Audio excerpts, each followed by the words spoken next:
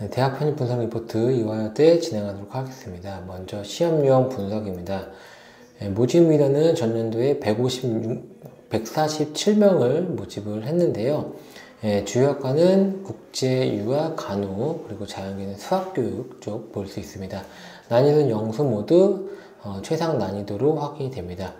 전형 특성은 4차 산업 이슈로 인원이 급감했는데요.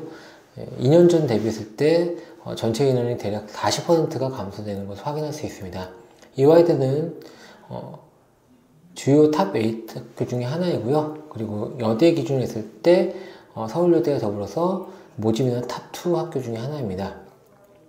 2024년 가장 큰 특징은 자기소개서가 폐지되고 그 다음에 학업계획서를 제출하는 부분인데 타 학교에 대비했을 때 비중 및 난이도가 높은 편입니다.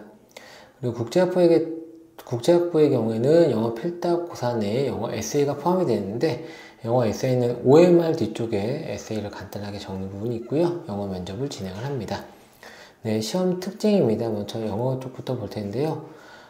50문제 100분 문제를 시험을 보기 때문에 시간이 부족한 부분이 보입니다. 네, 어휘는 타 학교 대비해서 많은 열문항이 나오게 되는데 동의어와 반의어가 각각 5문제씩 나오는 걸 볼 수 있고요. 문법은 틀린 부분을 찾는 문제인데 이해도가 아닌 단순히 암기형 유형 문법 문제가 나오는 걸 볼 수 있습니다.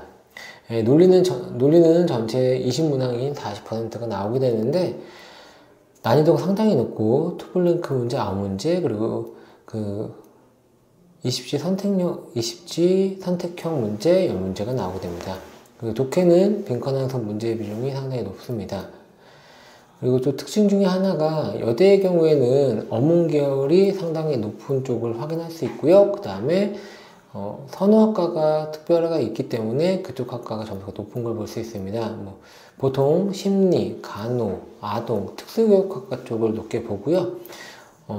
사범대 같은 경우에는 사학교에서 높은데 여대 같은 경우는 역사교육이나 지리교육 쪽 점수는 낮은 걸 확인할 수 있습니다. 네, 다음은 자연계입니다. 자연계는 타 학교와 달리 범위가 상당히 넓은 걸로 볼 수 있는데요. 기초석부터 그리고 선형돼서 수능 파트까지 고루고루 문제가 나오는 걸 볼 수 있습니다. 그리고 30문제에 100분의 시간이 주어지는 학교 중에 하나입니다. 그리고 재작년부터 난이도 조정으로 문제가 많이 어려워졌고요. 그리고 작년의 가장 큰 특징은 선대와 다변수의 문항수가 갑자기 급증했고 고난이도 문제가 출제되었습니다. 그리고 필답고사가 있는 부분이 주요 특징인데 중대와 마찬가지로 학과마다 보는 시험의 과목이 다르기 때문에 이 부분 꼭 확인이 필요하다고 볼 수 있습니다.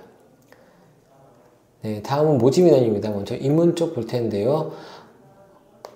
주요 학과를 제외하고는 모집 인원이 대개 2명에서 1명으로 인원이 작습니다. 그러다 보니 경쟁률이 낮게는 20대 1에서 높게는 40대 1에 육박되는 경쟁률로 확인할 수가 있습니다.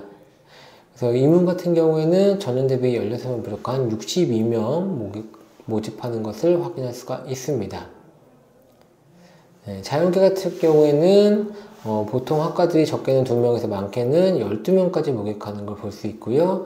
인문 대비해서 경쟁률이 절반 정도 낮은 걸 볼 수 있습니다.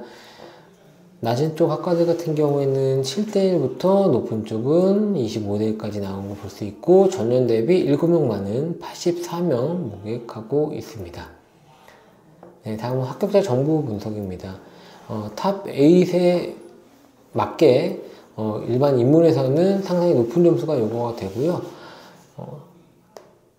도고동문 같은 경우는 거의 상위 1%에 육박하는 점수, 그리고 보통의 학과들이 상위 5% 이내의 점수가 들어야지만 합격권에 있는 것을 확인을 할 수가 있습니다. 점수가 좀 낮은 과라고 해도 상위 15% 이내에 들어야지만 합격권이 형성이 된다고 볼 수 있습니다. 학사의 경우에서도 이 궤가 비슷한데 보통은 상위 10%에서 조금 낮게 15% 정도까지는 들어야지만 주요 학과의 합격권의 점수가 가깝다고 볼 수가 있습니다. 네, 다음은 자연입니다. 자연은 크게 두 가지 학과로 나눠볼 수 있는데 보통 상위권 학과들의 경우는 사범 계열이나 그리고 학생의 선호가 너무 전자전기 쪽 볼 텐데 해당 학과들은 상위 20% 이내 점수가 나와야지만 합격권을 형성하는 걸 볼 수가 있습니다.